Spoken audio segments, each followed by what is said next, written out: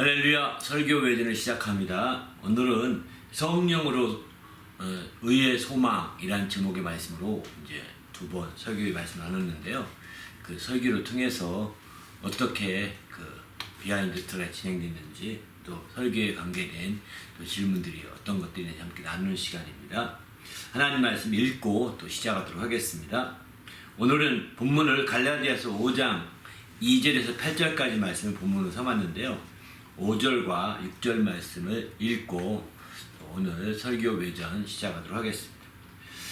우리가 성령으로 믿음을 따라 의의 소망을 기다리노니 그리스도 예수 안에서는 할례나 무할례나 효력이 없으되 사랑으로서 역사하는 믿음뿐이니라.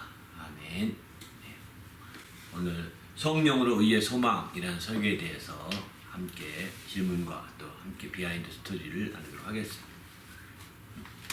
너희도 그들 중에서 예수 그리스도의 것으로 부르심을 받은 자니라 이런 말씀을 인용하셨는데, 부르심을 받았다는 것이 무슨 의미인지 설명해 주세요. 예수 그리스도의 것으로 부르심을 받았다. 그게 무슨 의미야? 네. 그러니까 우리가 예수 그리스도의 것으로 부름받았다는 것은 한마디로 말해서 예수 그리스도의 막연하게 그냥 부른 것이 아닙니다. 산에 가서 바람아 이렇게 부른 그런 정도가 아니라는 거죠. 또 산에 가서 새들아 이렇게 부른 그런 부름 초청이 아니라는 거야. 그런 초청이 아니라 예수 그리스도의 것으로 부름받았다 하는 것은 큰 차이가 있는 거죠. 그것은 뭐냐면 새들을 예수님의 소유로 만들어서 불렀다. 예수님의 소속으로 만들어 불렀다. 바람도 바람아 막연히 바람 부른 게 아니라 바람을 예수님의 것, 예수님의 소속으로 만들어 불렀다. 이런 의미가 되는 거죠. 것으로 불렀다는 것은 확실하게 그 초청 대상이, 불렀던 그 대상이 바로 막연하게 불러놓는 어떤 특수한 그 일반 대중을 함께 불러놓는 그런 것이 아니라 특별한 관계로 불렀다는 그런 뜻입니다. 특별한 관계가 없이 일반 대중 전체를 여러분 하면 부를 때 다 여러분이잖아요. 그죠? 그렇게 부른 것이 아니라 정말 그런 자들을 내 관계된 자들, 내 종된 자들, 내 자녀된 자들, 내 소속된 자들 이렇게 불렀다는 뜻입니다. 그러니까 하나님의 예수 그리스도의 것으로 불렀다는 것 자체가 굉장히 중요한 거죠. 그냥 막연하게 산에 가서 산들아, 바람들아, 바다야 뭐 이렇게 부르는 것과 다른 거죠. 엄청 다른 거죠. 그의 소유로 불렀고 소속으로 불러서 함께 그의 것이 되게 한 거거든요. 그러니 우리가 처음에는 주님과 무관한 사람인 줄 알았는데 주님의 부르심을 받아서 주님의 것이 되었다는 거죠. 주님의 것으로 받았기 때문에. 그전에는 내 소유나 내 모든 게 다 나는 마음대로 자유롭게 주님과 상관없이 막 살았던 사람들이지만 이제 주님의 것으로 부름받은 자들은 이제 그냥 마음대로 사는 사람들이 아니라고 볼 수 있는 거죠. 진정으로 주님의 부름받은 자들은 주님의 것으로 살아야 되는 겁니다. 주님의 것으로 살지 않으면 안 되는 거죠. 우리가 흔히들 옛날로 비유한다면 나는 예전에는 이제 저쪽 집 노예로 이렇게 종으로 살았었는데 이제 그 종이 이쪽 집으로 불려온 거거든요. 이쪽 집 소속으로, 이쪽 집 것으로 이제 그 불려왔으면 이쪽 집에서 소속되어 살아야 되는 거죠. 그 다음부터는 전 주인에게 뭐라고 하지 못하는 거예요. 전 주인이 내 주인은 이쪽입니다. 전에는 당신이 내 주인이었지만 이젠 내 주인은 그쪽이 아니라 이쪽입니다. 이렇게 얘기하는 거 똑같은 거거든요. 굉장히 큰 차이가 있는 거죠. 직장도 마찬가지겠죠. 전에는 저쪽 소속으로 불림 저쪽에 초청받아서 거기서 직장 생활했습니다. 그런데 이제는 거기서 나왔습니다. 그리고 다른데 B라는 회사로 가서 A라는 회사나 B라는 회사 거기에 가서 거기서 부름받아서 거기 소속으로 지금 일을 하고 있습니다. 그런데 갑자기 A라는 회사 전에 사장이 와서 아무개 이것 좀 해줘. 그러면 해줘야 되나요? 시간 많고 여유가 있으면 해줄 수 있긴 하겠지만 안 해주는 거죠. 난 이쪽 소속입니다. 전에 당신이 나한테 월급 주고 당신이 소속이 됐을 때는 당신의 명령을 내가 따르도 되지만 이제는 내가 당신의 명령을 따를 권한이 따를 그 이유도 없습니다. 나는 이쪽에서 월급 받고 이쪽 소속이거든요. 이쪽 사장님이 허락을 받아야 되는데 당신이 허락 맡아주면 내가 해줄지 모르겠지만 나는 내가 임의로 할 수는 없습니다. 이렇게 얘기해 줘야 되는 거죠. 바로 예수 그리스도의 것으로 우리가 부름받았다는 것은 굉장히 큰 차이가 있는 겁니다. 이게요 그냥 막연하게 생각해서는 안 됩니다. 막연하게 생각해서는 참 어려운 거죠. 전에는 우리가 이런 것도 가능하죠. 전에는 이제 그 어떤 들에 나무가 있고 어떤 이 과일 나무가 있다 가정해 봅시다. 전에는 그냥 이쪽 과일 나무가 자유롭게 그 일반 공유지에 있어서 아무나 가서 따먹을 수 있었습니다. 그런데 어느 날 그게 공유지가 불화돼서 A라는 사람이 넘어갔으면 이제는 거기 맘대로 따먹으면 안 되는 겁니다. 그때 전에 먹었었으니까 왜 안 됩니까? 이제 먹어도 되지요. 그래서 막 따먹으면 지금 그게 도둑질하는 것과 다름이 없는 거죠. 이게 소속 개념이라는 게 이렇게 큰 차이가 있는 거거든요. 전에와 다른 소속 개념이 됐으면 이제 그런 소속 개념으로 거기 소유가 돼 있는 거죠. 그만큼 우리가 이제 바로 예수 그리스도의 것으로 부름받았다는 거예요. 다른 게 아닙니다. 여러분이 이제 그러면 전에 당신을 주인 삼고 당신을 노예 삼아서 막 부리던 존재들이 얼씬거리지 못하게 당신이 끊어내야 되는 겁니다. 전에는 당신을 누가 부렸습니까? 당신을 어떻게 종노릇하게 만들었습니까? 이제 당신이 예수님의 것으로 이렇게 부르심 받았으면 그걸 끊어내야 되는 거예요. 그런 관계를 계속 예수님께 부름받았음에도 불구하고 그런 관계를 계속 이어가게 되면 이거는 아주 곤란한 문제가 생기게 됩니다. 우리 주인으로부터 정말 큰 책망을 듣지 않을 수 없는 거죠.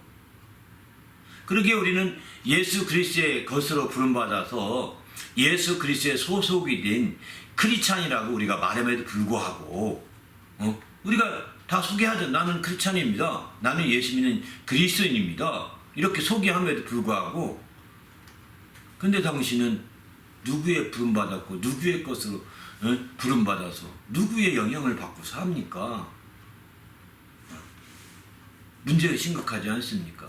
예수 그리스도의 것으로 부름받았으면 그래서 예수의 소속이 되었으면 예수 그리스도의 영향을 받고 예수 그리스도의 지시를 받고 예수 그리스도의 모든 것들을 따라서 움직여야죠. 그 절차를 따라서.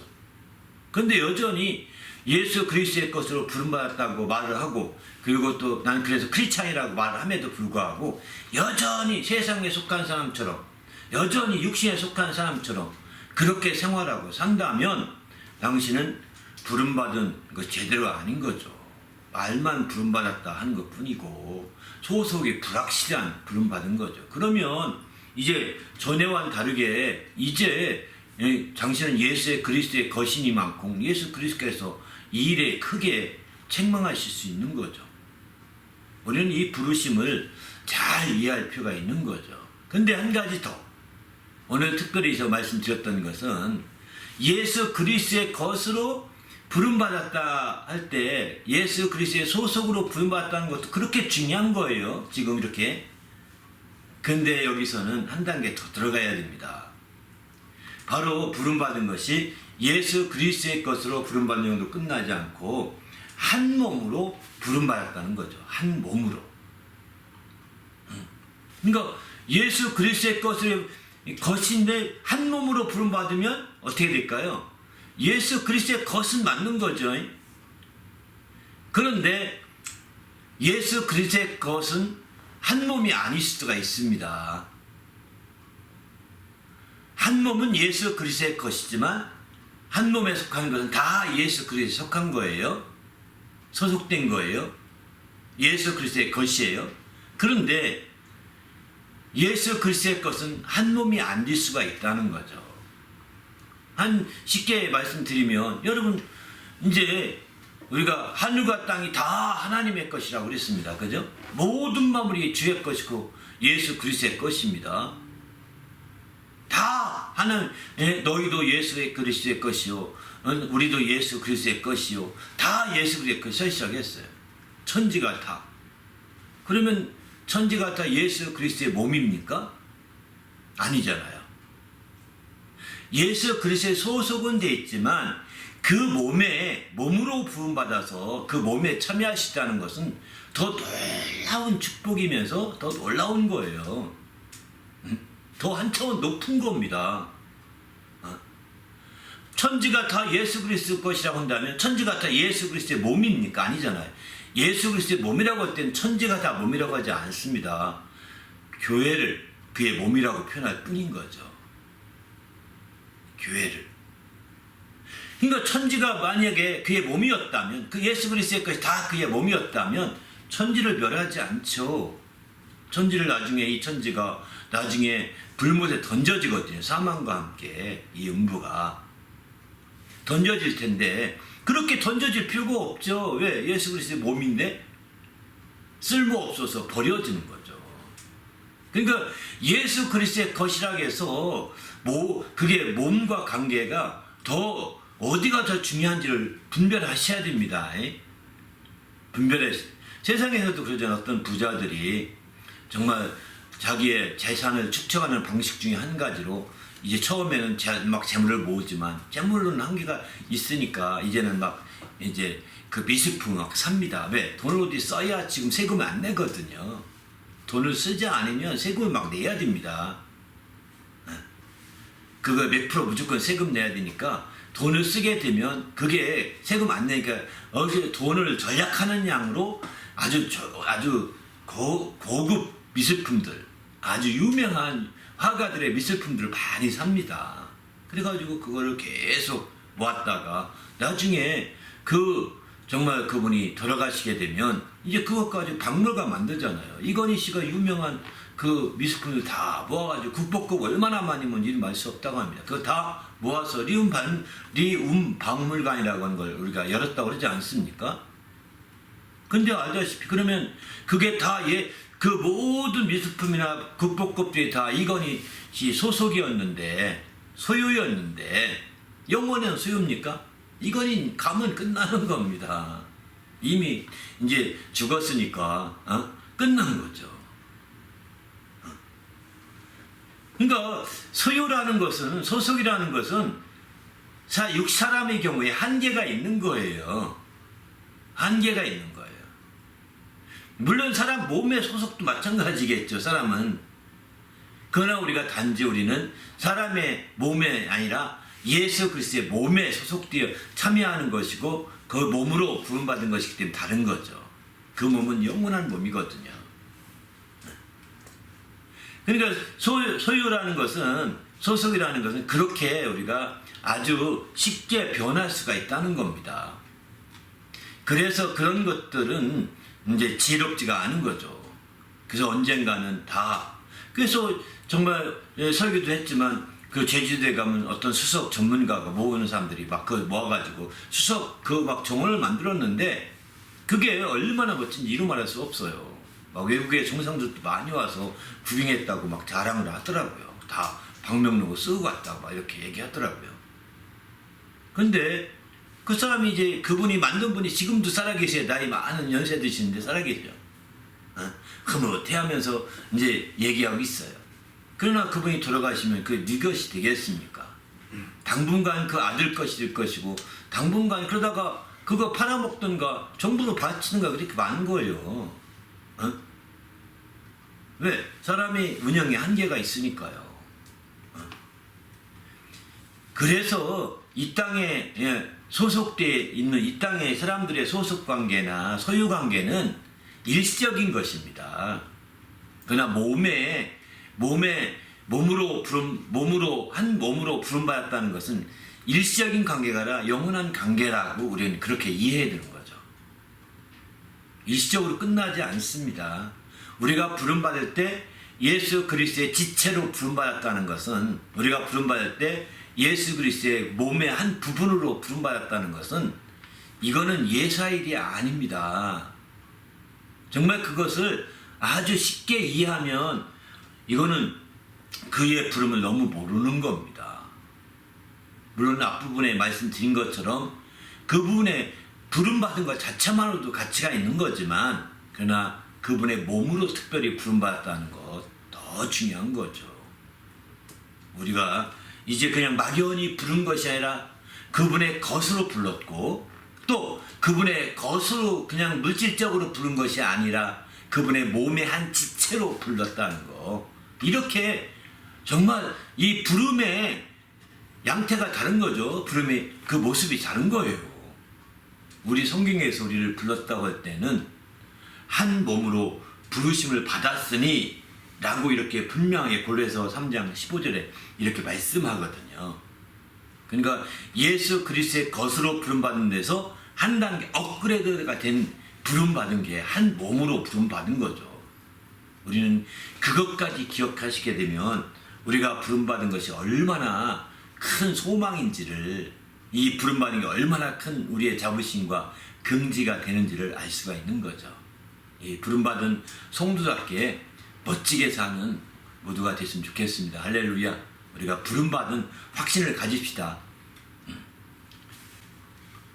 한 소망 안에서 부르심을 받으셨다 하셨는데 소망과 부르심이 어떤 관계인데? 이게 소망과 여기도 이제 그 부르심을 소망으로 얘기하거든요. 성경은요. 참 놀랍죠. 왜 부르심이라는 것이 얼마나 귀하길래 그게 소망으로 말할까? 저도 이 생각을 좀 해봤습니다. 부르심을 왜 소망으로 얘기해요? 저는 그때 생각했던 것은 고린도전서 1장 24절에 보면 오직 부르심을 받은 자들에게는 유대인이나 헬라인이나 그리스도는 하나님의 능력이요 하나님의 지혜니라 이랬거든요.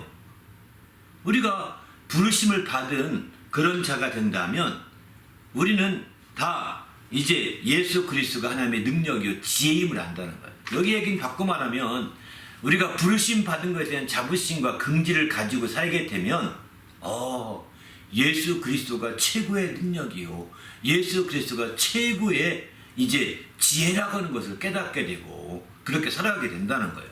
그래서 이렇게 예수 그리스도가 정말 최고의 지혜요 최고의 능력으로 우리가 안두고 산다면 이게 소망이지 않겠습니까? 부르심의 소망이 드는 거죠. 정말 최고의 능력을 목표로 살고 최고의 지혜를 목표. 그게 바로 누구냐? 막연한 능력도 아니고 막연한 지혜도 아니고 예수 그리스도 그분이십니다. 삼위일체가 되시는 예수 그리스도 그분이십니다. 그러니까 그분에게 이렇게 소망을 주는 거죠. 그분의 부르심 받았다는 것이 우리에게 큰 정말 힘이 되기 때문에 그분에게 바로 그 부르심 받은 것으로 자부심과 긍지가 되어서 그분에게 소망을 두는 거예요. 그래서 부르심의 소망이다. 부르심 자체가 이런 확신을 가지면 갈수록 그 자체가 우리의 소망이 된다. 이렇게 말할 수가 있는 거죠. 그런데 바로 정말 우리가 부르심 받은 자들이 예수님이 최고의 능력으로 믿으십니까? 부르심 받았다. 당신이 확신할 때 예수님이 최고의 지혜로 확실히 믿으십니까? 저는 아닌 것 같아요. 많은 분들이 그렇게 생각하지 않거든요. 교회에서 참으로 오래 신앙생활을 하더라도 바로 예수님이 최고의 지혜로 높이는 자를 많이 못 봤습니다. 그냥 더 세상에서 능력 인정받으려고 더 열심히 막 연구하고 더 열심히 또 다른 거 막 찾고 막 능력을 막 기르려고 또 막 몸도 막 단련시키고 또 그런 체력 가지고 또 지적인 능력을 늘리려고 또 책도 공부하고 막 몸부림치잖아요. 지혜를 얻으려고 최고의 또 지혜 예수님께 기도하는 것부터 뒷전입니다. 최고의 지혜를 만들어내려고 막 얼마나 많이 밤새도록 공부하고 밤새도록 책 보고 또 밤새도록 어떤 보고서 나오면 다 읽고 그게 습득하려고 몸부림치지 않습니까? 예, 좋죠.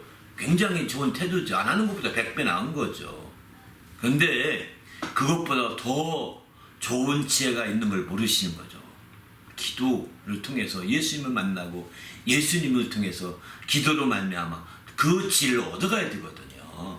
하나님, 정말 내가 연구하는데 지혜가 부족합니다. 성경은 지혜가 부족하거든 이렇게 최고의 지혜이신 예수님께 구하라고 그러지 않습니까? 전 지혜가 부족합니다. 어떻게 하면 좋겠습니까? 아니, 솔로몬도 지혜가 부족하다고 구했을 때 하나님이 지혜를 주시잖아요. 그러니까 솔로몬의 유명한 재판을 그가 정말 이길 수 있었던 것도 거기에 있지 않습니까? 우리는 정말 세상에 있으면서 지혜를 필요로 하고 세상에 있으면서 능력을 필요로 해서 그런 것들을 많이 우리가 만들어내고 그런 것들을 많이 발휘하려고 몸부림치지만 진정 예수님이 능력으로, 진정 예수님이 지혜로 발휘되지 못하고 있다는 것을 많이 봅니다. 안타깝죠.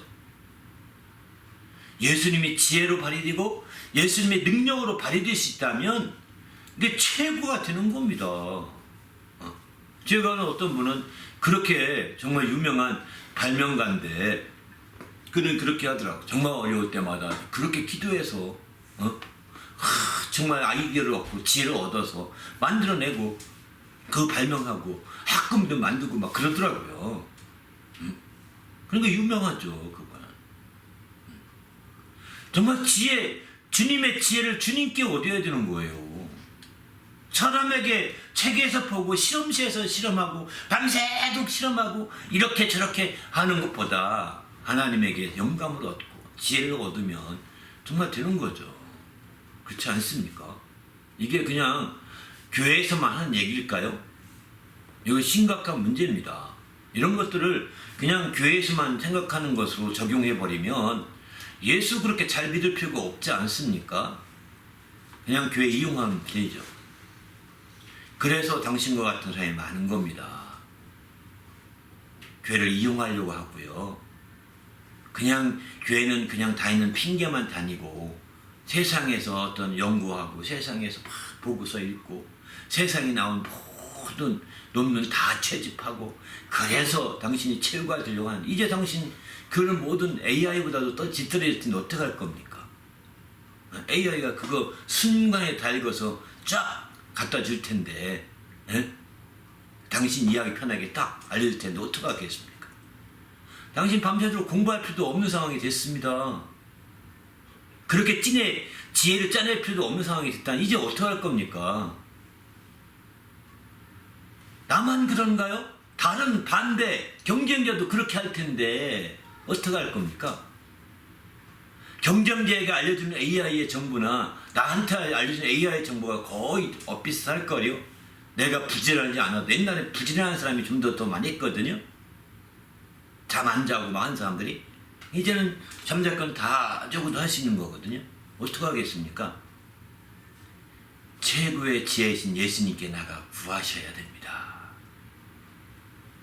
예수를 믿고 예수가 하나님의 능력이요 예수가 하나님의 지혜라고 하는 것을 확실하게 알고 그분께 무릎 꿇는 자들이 이제 AI 시대를 능가하게 되는 거죠. 왜? 직접 천지를 만드신 그분, 응용하게 하는 적당히 정보를 모아가지고 응용하는 AI가 아니라 아예 천지를 지으신 그분의 지혜, 그분의 능력을 힘입어야 되는 겁니다. 할렐루야. 누가 그렇게 가능할까요? 부르심에 대한 확신을 받은 사람이 가능한 겁니다. 오직 예수 그리스도의 것으로 부르심 받았다는 것, 그의 몸으로 부르심 받았다는 이 확신이 있어서 자부심을 가지고 긍지를 가지게 될 때 바로 예수님이 그리스도가 하나님의 능력이요 그리스도가 하나님의 지혜라고 하는 사실을 깨닫게 되고 그분께 몰두하는 거죠. 왜? 그의 몸의 일부가 되었으니 함께 그분과 생사고락을 하게 되었으니 이제 그렇게 나게, 그래서 정말 그런 긍지를 가지고 자부심을 가진 자들은 부르심 그 자체가 소망인 거예요. 아, 내가 부르심 받은 게 소망인 겁니다. 왜? 최고의 능력이요 최고의 지혜를 지금 소유한 것과 똑같은데요. 왜? 함께 생사고락 함께하는 한 몸이 되었으니 이제 그 자체가 소망인 거예요. 그렇지 않습니까? 이런 소망을 오늘 갈라디아서는 의의 소망이라고 표현하거든요. 의의 소망이라고 표현하는데, 의의 소망이라는 것은 하나님께 둔 소망이라는 거예요. 살아계신 하나님께 준 소망이 의의 소망입니다. 의라고 하는 의라고 하는 표현은 뭐냐면 바로 하나님께 초점 둔 소망을 의라고 표현합니다. 왜냐하면 오직 의로우신 분은 하나님 한 분밖에 없기 때문입니다. 의로우신 그분께 정말 소망을 두게 되면 그분께 소망은 그게 의의 소망이고, 그분께 그렇게 소망을 두기 위해 전에 그분의 부르심 받았고, 그래서 그 부르심의 소망이 우리에게 의의 소망이 되는 것이죠. 우리도 이제 주님 안에서 정말 이 부르심에 대한 확신을 가질 때 한 부르심의 한 소망 가운데 이렇게 표현하고 있는 것처럼 부르심의 한 소망 가운데 나갈 수 있게 바랍니다. 할렐루야. 여기 에베소 4장 보면 몸이 하나요 성령도 하나이시니 이와 같이 너희가 부르심의 한 소망 안에서 부르심을 받았느니라 이러거든요. 그러니까 우리가 한 몸으로 부르심 받았다는 표현이 있고 부르심이 한 소망 가운데 부르심 받았다는 표현, 다 똑같은 표현입니다. 바로 주님의 몸이 함께 참여한다는 것이 그게 소망이거든요. 그보다 더 큰 소망이 없어요. 우리가 하나님 나라 가는 소망이, 궁극적인 소망이 뭘까요? 주님의 지체가 되어서 주님과 더불어 먹고 마시고 사는 게 소망이지 않습니까? 주님과 뗄래야 뗄 수 없는 관계로 사는 거죠. 그 몸의 지체가 되었으니, 그 몸에 소속이 되었고 그 몸의 부분이 되었으니 주님이 영광 받으면 나도 영광 받고 주님이 기뻐하면 나도 기뻐하시는 이 얼마나 큰 소망입니까? 그죠? 주님과 더불어 먹고 마시는 놀라운 이런 소망이 이 안에 있는 거 아니겠습니까? 그래서 우리는 부르심의 한 소망이다 이렇게 표현하고, 그 소망 안에서 부름 받았다 표현하고, 다른 쪽에서는 골로새 3장에서는 이제 한 몸으로 부르심을 받았다 이렇게 표현하고 있는 거죠. 또 로마서에서는 예수 그리스도의 것으로 부르심 받았다 이렇게 표현하죠. 다 똑같은 표현입니다. 이게 다른 표현이 아닙니다. 같은 내용이구나 이렇게 보시면 쉬울 것 같습니다. 네. 감사합니다. 성령의 역사에 대해서 얘기하셨는데, 지난 설교에서도 성령의 약속을 믿음으로 받았다 했는데, 믿음과 성령의 역사하심 어떻게 이해해야 될까요? 네. 이제 계속해서 성령의 역사에 대해서 이제 믿음과 이 갈라디아서는 굉장히 직접적인 관련을 시켜 말하고 있습니다.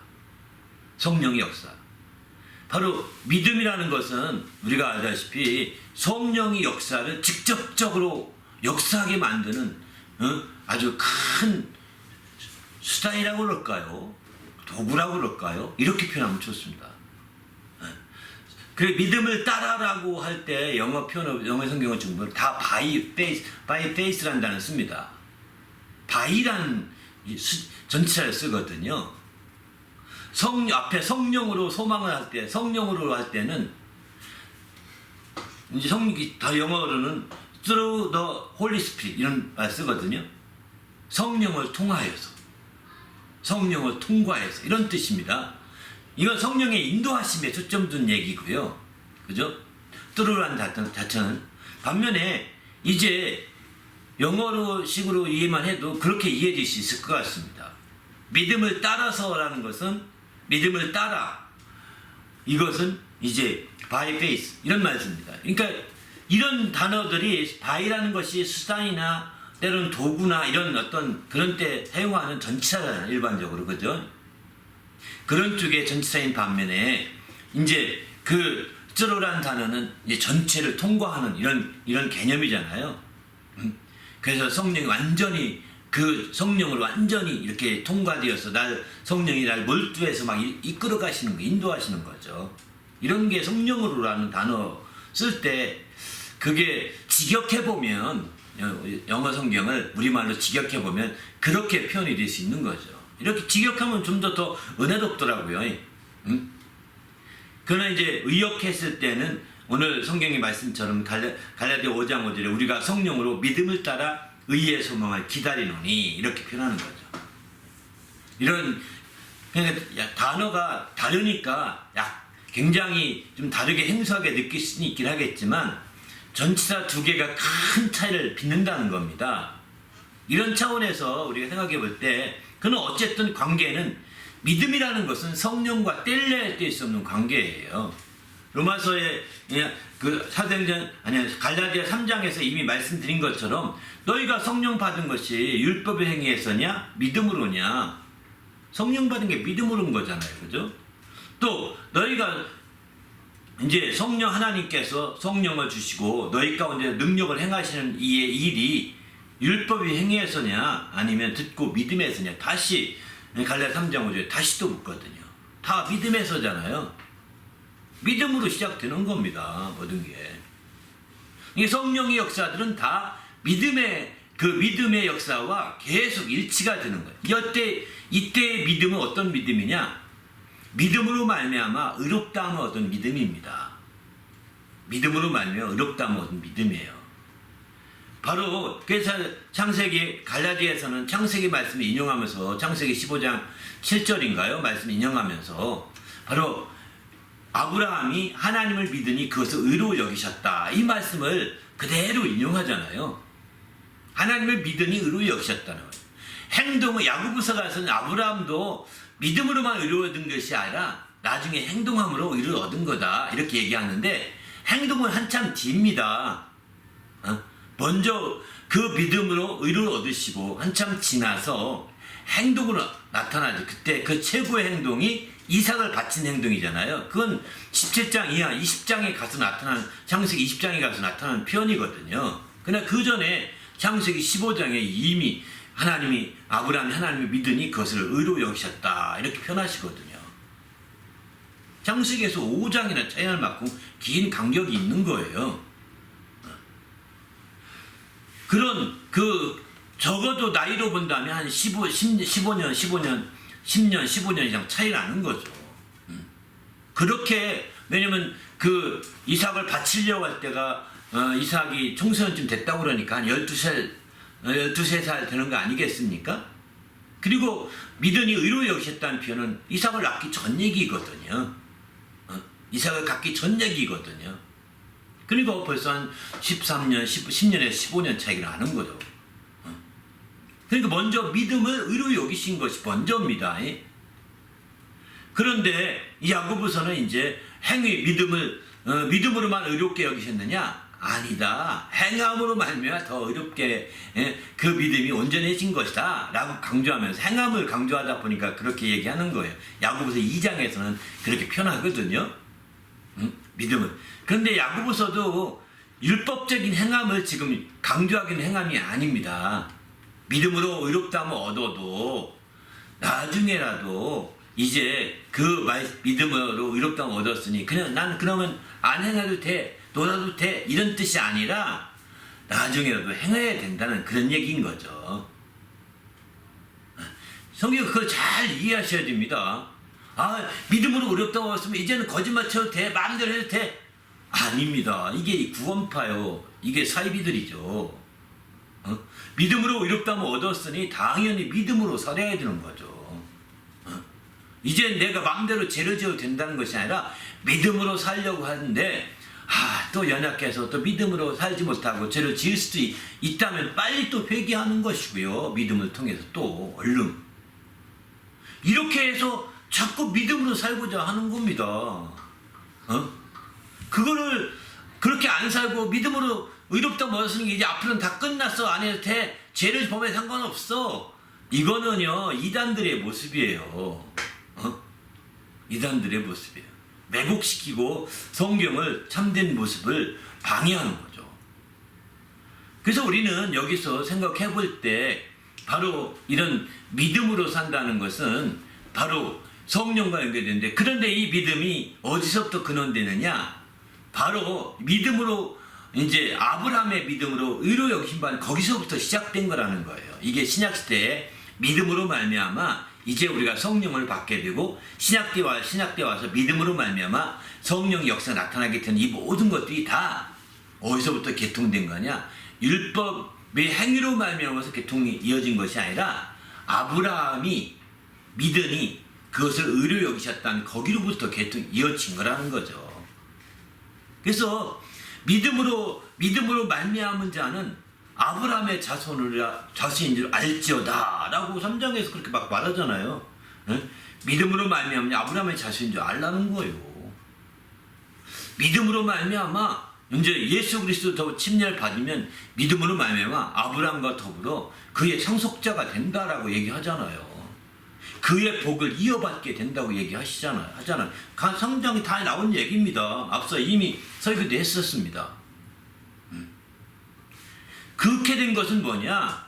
믿음으로 말미암아 의롭다함을 얻어서 성령의 약속을 받았기 때문에 그게 가능한 것이다 라고 이렇게 말씀을 전전 시간 통해 말씀드렸던 거죠. 믿음으로 말미암아 성령 약속까지 받게 되었기 때문에 갈라디아 3장 14절이라는 편이거든요. 바로 이제 우리로 하여금 믿음으로 말미암아 성령의 약속을 받게 하려 하심이라 이러지 않습니까? 믿음으로 말미암아 성령의 약속을 받게 되어서 이제 아브라함으로부터 믿음의 계통을 쭉 이어받게 믿음으로 의롭다함을 얻는 계통으로 이어받게 된 거죠. 그 오늘날에 와서 우리는 믿음으로 말미암아 이런 놀라운 역사를 보게 되는 겁니다. 우리도 이제 그냥 이게요, 그 갈라디아선 아브라함에 자꾸 율법으로 올라가서 안 된다, 모세로 올라가서 안 된다, 아브라함으로 올라가야 된다 가르쳐주고 있는 겁니다.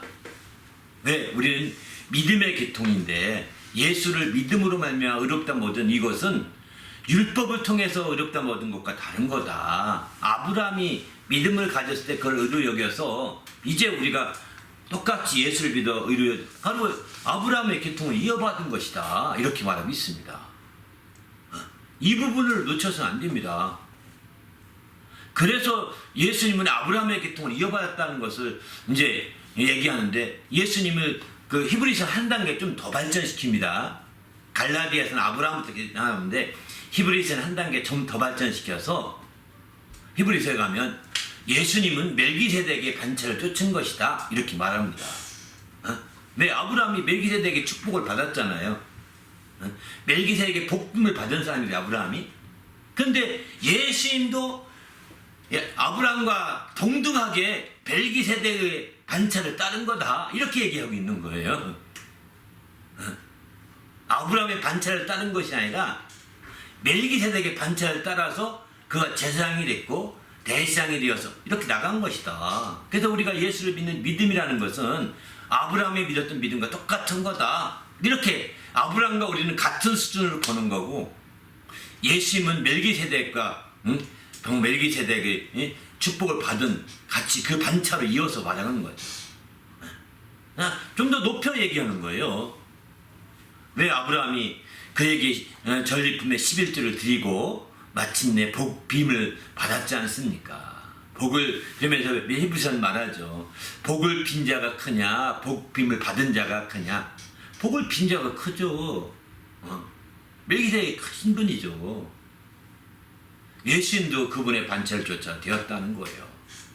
아브라함을 통해 믿음을 통해 의롭다함을 얻은 그것은 이제 우리가 예수를 믿어서 의롭다함을 믿음과 같은 차원인 겁니다. 이해되시죠?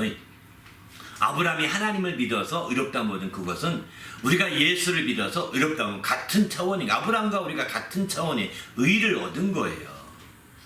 그래서 바로 우리는 아브라함의 자손인 줄 알라, 우리가 그 후손이니까 믿음의 자손인 줄 알라고 이렇게 얘기하고 있는 거죠. 근데 이런 믿음으로 이어지는 것이 뭐냐? 바로 성령의 역사인 거예요. 성령의 역사는 모세의 계통을 쫓은 율법을 따라서 이루어지는 것이 아닌 겁니다. 율법을 따라 이루어지는 것이 아니고 성령을 믿음을 따라 이루어지는 겁니다. 그래서 갈라디아 다음 주에 또 말씀드리겠지만 바로 성령의 인도함을 받게 되면 율법 아래 있지 않다 이렇게 말하는 것입니다. 믿음 아래 있는 겁니다. 갈라디아서 말씀 방향도 한다면 성령의 인도하심을 받는 자들은 믿음을 따라 믿음 아래에 있는 거고 율법 아래에 있지 않는 거예요. 그래서 갈라디아 5장 18절에 성령 인도하는 바가 되면 바로 이제 믿음 아래 율법 아래 있지 아니하다라고 이렇게 말하고 있는 거예요. 우리도 이제 주님 앞에서 철저히 성령의 인도함 받되 이처럼 성령의 도우심으로 새롭게 믿음 안에 굳게 서시길 바랍니다. 할렐루야. 그리고 믿음에 따라가면서 성령의 역사가 더 놀랍도록 성령의 약속이 좀 놀랍도록 펼쳐지는 그런 역사가 펼쳐져야 되겠죠. 그게 바로 진정한 크리스찬의 모습이요, 크리스찬의 방향이라고 저는 확신합니다. 그것은 모세의 계통을 따른 것이 아니라 그것은 아브라함의 계통을 따른 것이요, 더 나아가서는 멜기세덱의 반차를 따라서 이어진 것이라고 이렇게 아주 성경에 이렇게 계통을 확실하게 이해할 필요가 있을 것 같습니다. 바로 아브라함의 반차를 따랐다는 것은 앞서서 새 언약이죠. 아브라함의 언약을 반차를 따른 거라는 것입니다.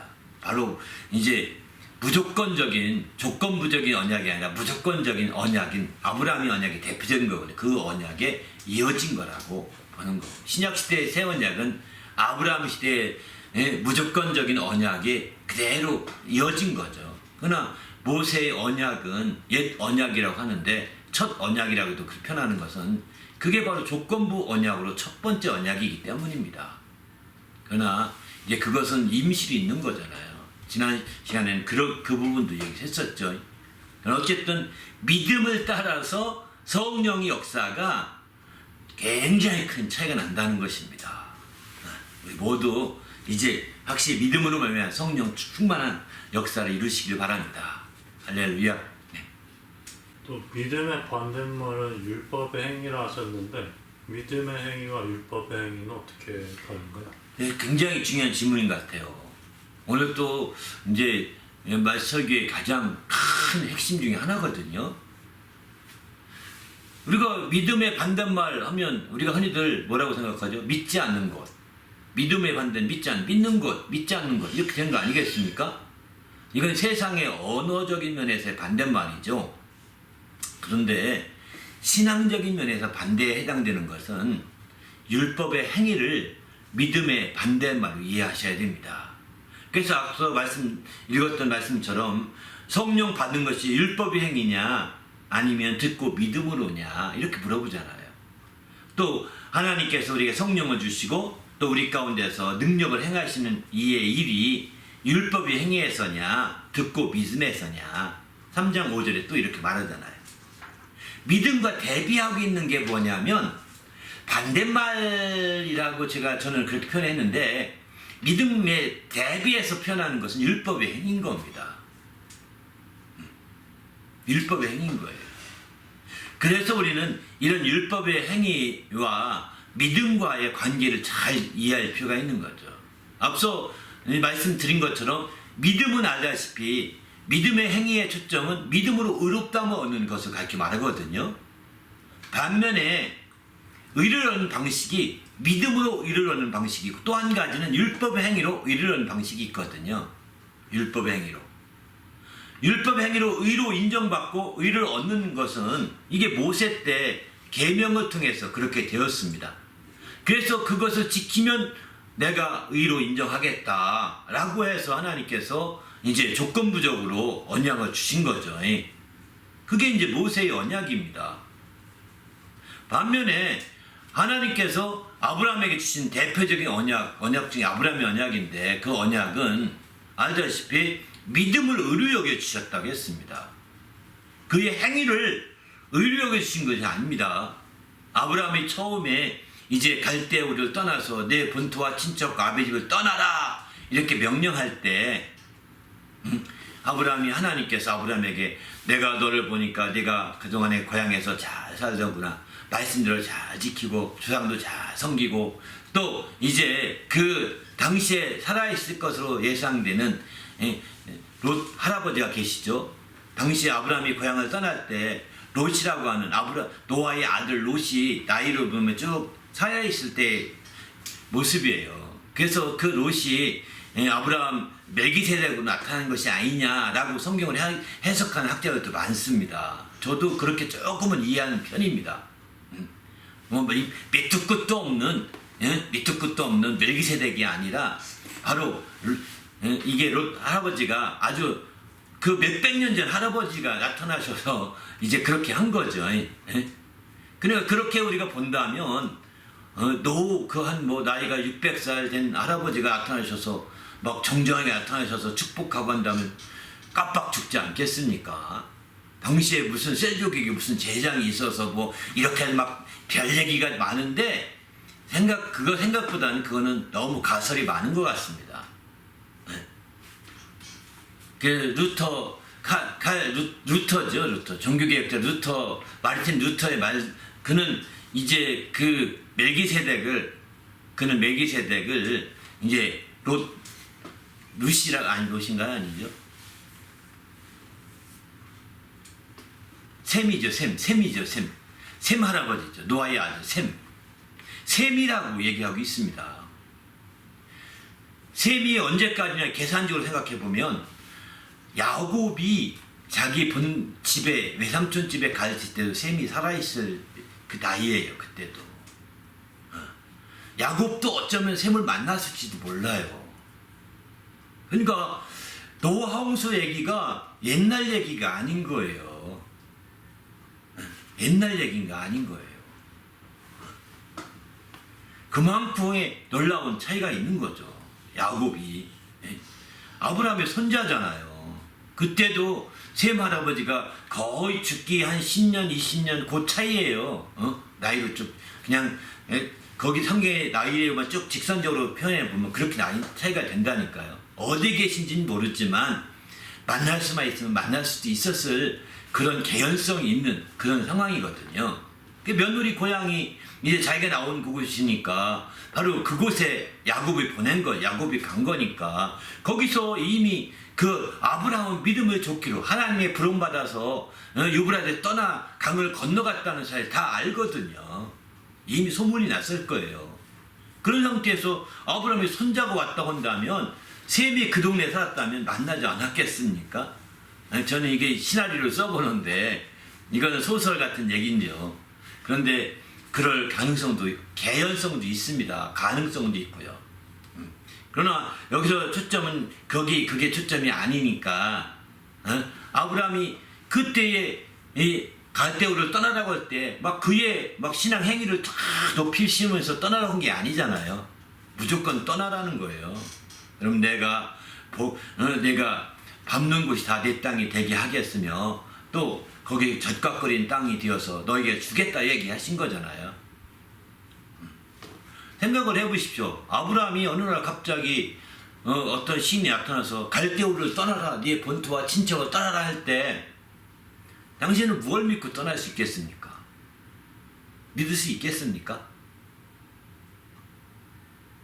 아니, 아브라함이 불신자였다면, 무신론자였다면, 이거 참 이상한 신이 있나 보네. 이게 무슨 얘기야? 이럴 것입니다. 그렇지 않겠어요? 네?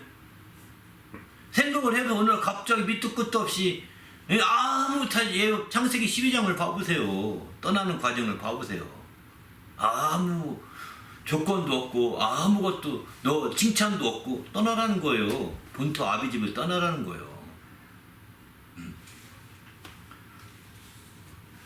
그런데 여기서 알 수 있는 것은 아브라함의 믿음을 볼 수가 있는 거예요.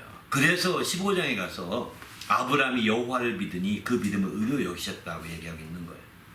아브라함은 여호와를 믿었던 거죠. 그걸 왜 믿게 되냐? 여호와에 대한 얘기를 그의 롯을 비롯한 그의 조상들로부터 쭉 들었던 얘기를 사실로 믿었던 겁니다. 여호와에 대한 말씀을 사실로 믿은 거예요. 그리고 마침내 너의 본토와 친척을 떠나라 할 때 이건 여호와께서 말씀하시는 거구나. 그걸 그대로 믿고 떠난 거예요. 그걸 그런 믿음을 의로 여기셨다고 창세기 15장에서는 그렇게 말씀하고 있는 거죠. 여러분 어떻게 생각하십니까? 한번 그냥 무턱대고 성경 읽지 마시고 한번 문맥을 이렇게 한번 깊이 생각해 보시라고요. 저는 아브라함을 보면서 대단하다. 조상들이 말씀하던 그 하나님, 조상들이 말씀하던 그 여호와, 그 하나님이 나에게 말씀하시면 내가 당연히 믿지, 당연히 가야지. 이거는 굉장히 큰 믿음이에요. 그 믿음인 거예요. 그 믿음을 이제 의로 여겨 주셔서 아브라함과의 그 언약이 맺어진 거거든요. 그런데 알다시피 그 언약은 무조건적인 언약인 거죠. 조건이 없었습니다. 내가 뭐뭐 해서 뭐 한다, 뭐뭐 해서 그게 아니. 이미 믿음을 의로 여겨 주시고 그 다음에 17장에 가서는 너와 내가 이런 무조건적 언약을 맺은 것을 증거로 할례를 받아라. 증거를 가지고 있어라. 할례로 이렇게 얘기를 합니다. 그래서 할례를 받게 시키는 것 뿐이죠. 하나님을 믿으니 당연히 할례 받죠. 그렇지 않습니까? 또 나중에 이삭을 바쳐라 하는 것도 하나님을 믿으니 믿음을 의로 여기심 받았으니 당연히 하죠.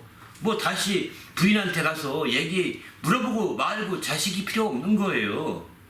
하나님을 믿으니 그 말씀을 그대로 가서 움직이는 거 당연하지 않겠습니까? 그래서 그대로 움직인 거예요. 무조건 믿음을 의로 여기신 그것을 하나님이 그렇게 믿어주시니 나도 또 그 말씀을 의심하지 않고 그대로 행하는 거예요. 그게 이어진 것이 바로 오늘 예수를 믿는 믿음을 통하여 바로 의롭다함을 얻는 것으로 이어진 거죠. 무조건적 언약으로 이어진 거죠. 반면에 이제 회빙이나 율법의 행위로 의롭다함을 얻게 되는 것은 모세 때부터입니다. 주님이 십계명을 주면서 이것을 지키면 내가 의로 여겨주시겠다 이렇게 말씀하셨거든요. 그러니까 그 특별히 이제 이 말씀 이 규례를 지키면 복을 주고 안 지키면 저주가 내릴 것이다. 신명기 28장 이렇게 얘기하고 또 그렇게 얘기하면서 신명기 29장에 가보면 모압 땅에서 바로 가나안 땅에 들어가기 직전에 모세가 얘기하는 얘기예요. 모압 땅의 언약이라고 표현도 합니다. 여기서 확실한 조건을 내세우는 거예요. 내가 순종하고 지키면 복을 받고 내가 지키지 않게 되면 저주를 받게 된다. 조건부적이죠. 완전히. 그러니까 그들이 그러겠습니다 하면서 다 그렇게 시작된 거죠. 바로 이런 조건부적인 언약으로 첫 출발한 게 모세의 언약입니다. 처음이자 마지막입니다. 그런 언약은. 그런데 이제 무조건적인 언약으로는 아브라함에게 주셨고 아브라함 전에 또 일반적으로 보편적인 언약 가운데 노아의 언약도 일종의 그런 거죠. 또 노아 그 전에는 언약이라는 말 쓰지 않았지만 아담과 언약한 것도 이제 내가 뱀의 후손을 멀리 상하게 하리라 이렇게 약속해 주신 것도 바로 이제 바로 하나님이 말씀으로 한 약속이니까 언약인 언약이죠. 그런데 실제 언약이라는 단어를 가장 먼저 쓰고 나오는 것은 창세기 6장 노아 때부터입니다. 노아 이전에는 언약이라는 말은 표현을 안 썼습니다. 물론 원어나 이거 영어 성경을 모릅니다. 저는 한국어 성경의 바탕으로 얘기하는 거죠. 그럼 언약을 풀어서 말하면 아담 언약부터 시작됐고, 그러나 아담 언약도 노아 언약도 다 무조건적인 언약입니다. 그러나 그렇게 시작한 언약이지만 새롭게 이 노아 때 아브라함 이후 500년 뒤에 이제 새롭게 모세 때 와서 이제 언약을 맺어지게 되는 거죠. 그게 조건적인 언약이 됩니다. 그렇게 되는데 그게 바로 조건적인 언약의 첫 번째 언약이고, 그런 언약을 통해서 이 율법을 이스라엘에게 주었고 그들이 마침내 율법을 지킴으로 율법의 행위를 따라서 의를 얻게 된 겁니다. 그게 이제 지금까지 유대인들에게 이어지는 풍습이에요. 아직 메시아가 오지 않았다고 생각하는 그들은 지금까지 그 율법을 지킴으로 말미암아 하나님께 율법의 행위로 의롭다함을 얻는다고 생각하는 거죠. 율법에서 말씀한 대로 할례를 받아야 되고, 할례는 물론 아브라함 때부터 시작한 예지만 율법에서는 더 정확한 기회를 했거든요. 아브라함 때 할례는 알다시피 나이 많은 사람도 했고 적은 사람도 했고 다 했거든요. 그런데 율법에서는 나이 몇 살에 딱 하라, 몇 살로 정해놨잖아요. 기율로. 그런 식으로 해서 율법화 만든 거죠. 할례도. 그런 할례를 받을 것을 말하고 있는 거죠. 그러나 어쨌든 이제 그래서 할례라고 강조하면 이제 와서 갈라디아 할례냐 무할례냐 이렇게 막 얘기하면서 할례를 강조하는 것은 이 율법 행위를 강조하는 자들의 얘기입니다. 대표적인 얘기 중에 하나입니다. 안식일 문제와 함께.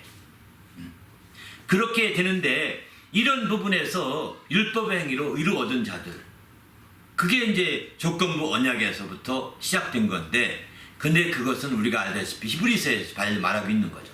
첫 언약은 바로 이제 새 언약이라고 말한 첫 언약을 다시 새 언약이라고 에레미야 때 와서 비로소 얘기했는데, 이 새 언약을 언급한 것은 첫 언약이 흠이 없었다면 왜 그렇게 말했겠느냐.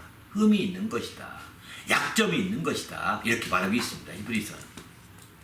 그 약점이 있어서 이제 그 약점 때문에 바로 새 언약을 주님이 이 에레미야를 통해 처음 언급하셨고, 마침내 예수님이 오셔서 이 새 언약을 완성하신 것이죠.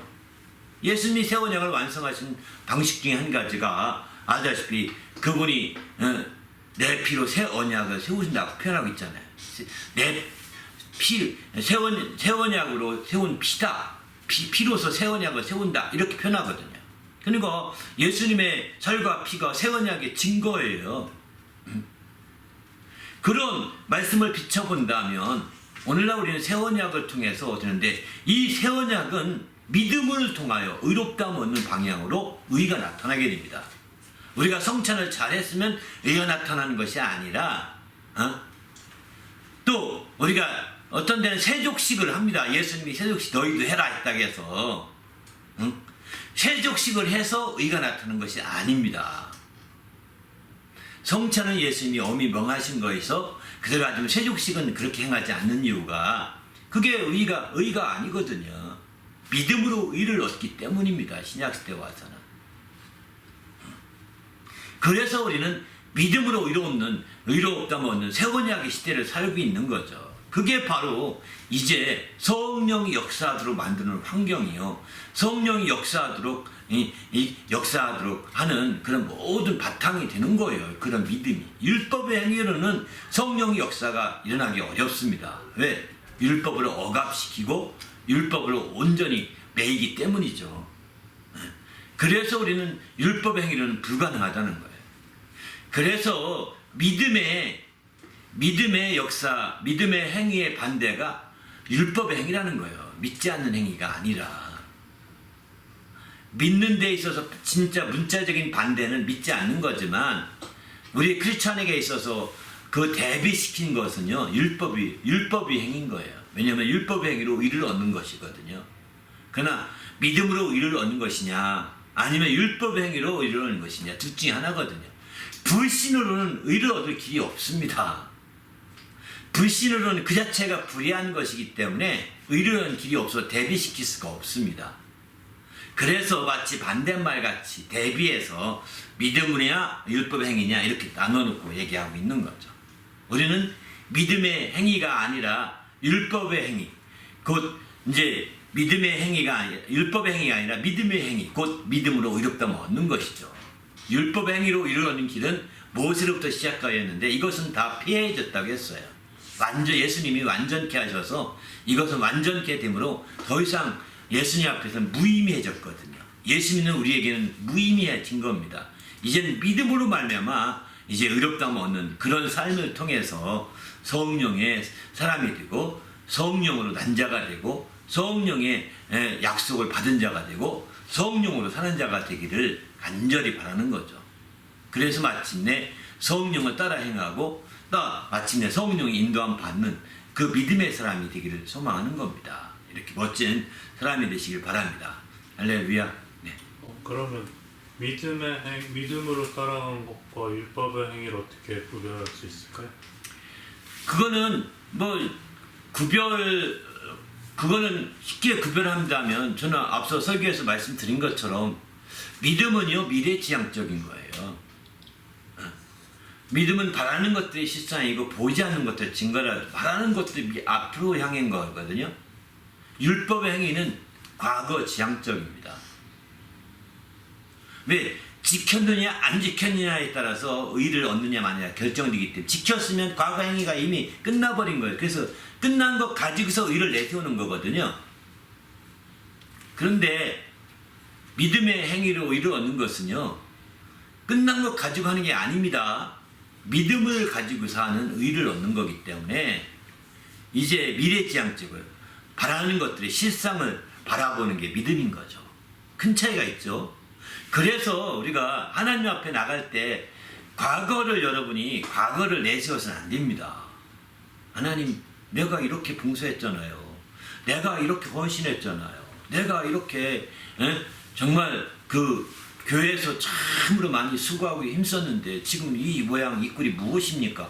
그걸 내세워서 하면 당신은 율법 행위를 따라 내세우면서 하나님께 기도하는 것과 다름이 없는 거죠. 그렇지 마시고요. 믿음으로 기도하셔야 되는 거예요. 하나님, 믿음으로. 그 믿음으로 기도했으면 믿음으로 행하는 거죠. 네? 믿음으로 기도했으면 믿음으로 행해서 바로 믿음으로 행할 때 그 행하는 것은 사랑으로서 역사는 믿음 필요하겠으니까 행하는 믿음이 필요한 거죠. 그 뒤에 여러분이 믿음으로 이제 의를 얻었다고 한다면 그 믿음을 행해야 돼요. 행하는 방향이 어떤 방향이냐, 사랑으로서 역사는 행함이 필요한 거죠. 하나님을 사랑하고 이웃을 사랑하는 방향으로 행해야 되는 거죠. 나를 사랑하는 방향으로 행하면 이기적이고 개인 중심적이기 때문에 이거는 비성경적인 표현입니다. 사랑으로서 역사는 믿음이라는 것은 하나님을 사랑해서 행하는 행함, 또 이웃을 사랑해서 행하는 행함, 이런 행함들이 필요한 거죠. 여러분이 믿음으로 행하려고 한다면, 믿음으로 정말 의를 얻었다, 이렇게 하나님 믿음의 역사 이루어지 믿는다고 한다면 믿음으로 막 그 고백하고 신한 다음에 그 다음에 행하는 거예요. 전도를 하든 기도를 하든 교제를 하든 주님 앞에 헌신하는 겁니다. 생각보다 복잡한 것 같은데 쉽습니다. 반면에 이제 여러분 율법 행위로 나가려고 한다면 과거를 자꾸 돌이켜 보시죠. 내가 몇 살 때부터 교회 나갔고요. 내가 언제부터 내가 교회 성가대에 섰고요. 내가 언제부터 초등학교 교사했고, 내가 설교를 지금 저는 대학 1학년 때부터 설교했고, 영태까지 설교했는데 그 몇 번 했는지 이루 말할 수 없다고 이런 말하면 율법의 행위가 되기 쉬워요. 그냥 우리가 돌이키면서 간증하듯 한번 지나가면 말할 수도 있지만 이런 얘기를 하나님 앞에 내세우고 자꾸 말하면 율법 행위예요. 이게 율법이 있어서 율법을 지켰다, 꼭 그게 아니에요. 육신의 행위를 내세우면 그게 자기 의가 되는 거거든요. 하나님 앞에서 나는 의가 없습니다. 오직 의로우신 이를 믿는 믿음을 의로 여겨진 자였으니 오직 주님이 말씀대로 될 것을 믿을 뿐입니다. 그리고 나는 그대로 행하는 것 뿐입니다. 하나님, 저는 의가 없습니다. 제가 잘했다는 거 이거 다 가치가 없는 겁니다. 이제 이전에 하나님이 은혜를 베풀어서 그렇게 할 수 있도록 인도하신 거 감사할 뿐입니다. 이렇게 넘어가야 자기가 했던 행함으로 의의를 나타내지 않는 거거든요. 그게 율법의 행위가 안 되는 거지. 성령이 역사하게 하려면 율법의 행위로 의를 나타내면 성령이 역사하지 않습니다. 믿음으로 말미암아 의를 나타낼 때 성령이 역사하시게 되는 거죠. 네, 됐나요? 네. 마지막으로 말씀 전하시면서 좀 더 나누고 싶은 말씀이 어떤 부분이 있나요? 이 말씀은 꼭 드리고 싶습니다. 바로 이제 부르심을 받아서 한 몸으로 부르심을 받았다 했습니다. 골로새 3장 15절을 보게 되면은 이제 골로새서 3장 15절 보면 그리스도의 평강이 너희 마음을 주장하게 하라. 너희는 평강을 위하여 한 몸으로 부르심을 받았나니 너희는 또한 감사하는 자가 되라. 이렇게 말했거든요. 우리가 부르심 받되 그리스도의 것으로 부르심 받는 것을 끝내지 않고, 또 부르심 받되 막연하고 모호하게 부르심 받는 것이 아니라 그의 소속으로 부름 받은 것을 우리는 먼저 감사하되, 그의 어떤 소속으로, 그의 것으로, 그의 소유로 어떤 재물처럼 부름 받은 것으로 끝나지 않고 그 몸으로 참여할 수 있도록 부름 받았다는 것입니다. 이거 엄청난 일입니다. 그 몸으로 부름 받은 것을 확실하게 믿고 알아야 됩니다. 그래서 우리가 이제 그 몸으로 부름 받았기 때문에 성찬을 주님의 교회에서는 귀히 여깁니다. 그 몸으로 부름 받은 자들이 다 모여서 몸을 이루는 겁니다. 주일마다 모이는 거예요. 그래서 주일은 모이는 교회예요. 모이는 교회. 주중은 흩어지는 교회예요. 모이는 교회에서는 그의 몸을 이루고, 흩어져서는 나가서 전도하고 증거해서 다 다시 일주일에 한 번씩 또는 주중에도 한 번씩 와서 함께 모여서 그의 몸을 이루고, 몸을 이루었다가 흩어졌다가 몸을 이루었다가 흩어졌다 하는 게 주일과 주중의 역사거든요. 이렇게 해서 주의 몸에 부름받은 자들이 다 나와서 함께 그의 몸의 역할을 하고 몸의 지체로서의 자기 몫을 다해서 그 몸으로 함께 이렇게 이루어져 가는 거죠. 이게 교회 주일 성수라고도 표현하는 얘기이기도 합니다. 근데 오늘날에 와서 이제 코로나 그 바이러스 때문에 교회의 병폐 중에 한 가지가 모이기를 힘쓰지 않는다는 것입니다. 온라인 교회, 온라인 사역, 인터넷 교회, 인터넷 사역 이런 것들을 마치 공공연하게 이게 당연한 것 같이 얘기하고, 이게 정말 원칙적인 것 같이 얘기. 저도 지금 인터넷 사역하죠. 온라인 사역하기 위해서 지금 이거 찍습니다. 왜? 너무나 보편적이 되고 다 됐으니까. 그러나 이것은 일시적인 현상이에요. 이것에 의해서 모이는 교회가 폐지된다면, 흩어지는 교회로 끝나버린다면 교회는 없어지기 쉽습니다. 그리스도의 몸을 이루기 힘들 것입니다. 그래서 주님은 모일 때마다 성찬을 해서 내 피요, 내 살과 피를 기념해서 그의 몸을 함께 이룬 것을 기념할 것을 공부하고 있는 거죠. 그래서 성찬이 중요한 거예요. 성찬을 통해서 그의 몸에 가입되고 그의 몸에 참여한 것에 대한 그 자부심과 긍지를 가지게 만들어야 되는 거죠. 성찬하면서 아, 내가 예수의 몸이구나, 내가 예수의 지체였구나, 내가 어떻게 지체로서 한 주간 살았지, 내가 어떻게 그 몸으로서 그 자기 역할을 다 했지, 못했으면 회개부터 해야 됩니다. 회개부터 하고 다시 준비해서 성찬에 참여해야지. 회개도 안 하고 그냥 뭐 받아서 알지 못하고 먹고, 알지도 못하면 저 못합니다, 저 안 됩니다 이렇게 하고 약간 거부할 필요도 있습니다. 알고서 해야죠. 남들이 하니까 당연히 하는 것처럼 하면 안 되잖아요. 우리는 주님 앞에서 이렇게 자기 자신이 주의 몸의 역할을 했는지, 그에 참여해서 정말 이렇게 주의 부르심 받은 자로서 자부심과 긍지를 가지고 있는지, 이런 부분을 확실하게 점검해 보셔야 된다는 거예요. 그럴 때 마침내 우리가 그런 모든 것들을 통해서 확실한 열매와 결실을 맺어갈 수 있는 거죠. 우리도 주님 앞에서 이런 열매와 결실이 넘치는 성도가 되시길 바랍니다. 이게 너무 중요한 거예요. 이거는 정말 꼭 좀 한번 짚고 넘어가야 되겠다는 생각이 들었습니다. 그 몸으로 우리가 부르심을 받았다는 거예요. 바로 정말 그래서 마침내 그 그리스도가 이제 하나님의 최고의 능력이요, 그리스도가 하나님의 최고의 지혜임을 깨닫게 되었다는 거예요. 이런 자부심과 긍지가 되어서 부르심 자체가 소망이 된 거 아닙니까? 이런 부르심의 소망을 가진 자들이 성찬에 참여하는 거거든요. 근데 온라인 교회는 이런 성찬에 참여하기가 어렵죠. 한계가 있는 거예요. 근데 참 놀라운 일이 생겼어요.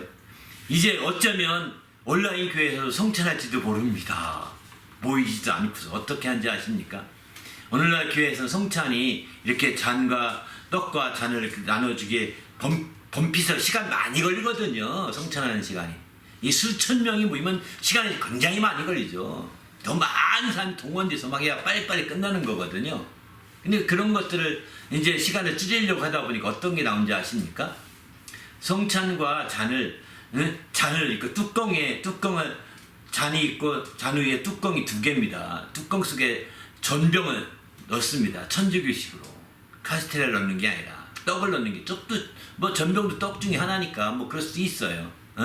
작은 전병 하나 넣고, 그래서 그 딱히 작은 뚜껑을 덮고 뚜껑 2개 덮어서 들어갈 때 예배할 때 먼저 다 주고 들어간답니다. 그리고 다 어느 시점 돼서 성찬할 때 우리 성찬하도록 하겠습니다. 먼저 주님의 살을 기념하겠습니다 하고서 딱 첫 번째 뚜껑 열고서 그 전명을 먹고 두 번째 주님의 피를 기념하겠습니다 하고서 이제 두 번째 뚜껑을 열고서 그 밑에 잔에 그 포도가 담겨있는 걸 먹는다는 거예요. 얼마나 장사가 될 것 같아요. 제가 생각에는 그거 한국에서 그렇게 안 하는지 모르겠는데 여기서는 그렇게 한다고 합니다.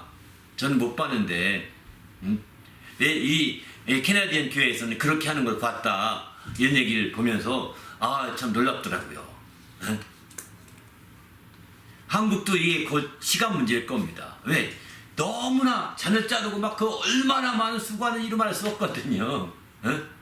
근데 그렇게 간편하게 근데 그것까지는 괜찮아요. 나눠주면서 하는 까지는 모여서 할 때는.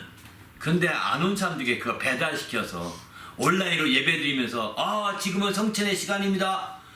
드디어 저 떡을 기념합시다 하고 딱 온라인상에서 그렇게 하는 것은 지혜가 아닌 것 같습니다.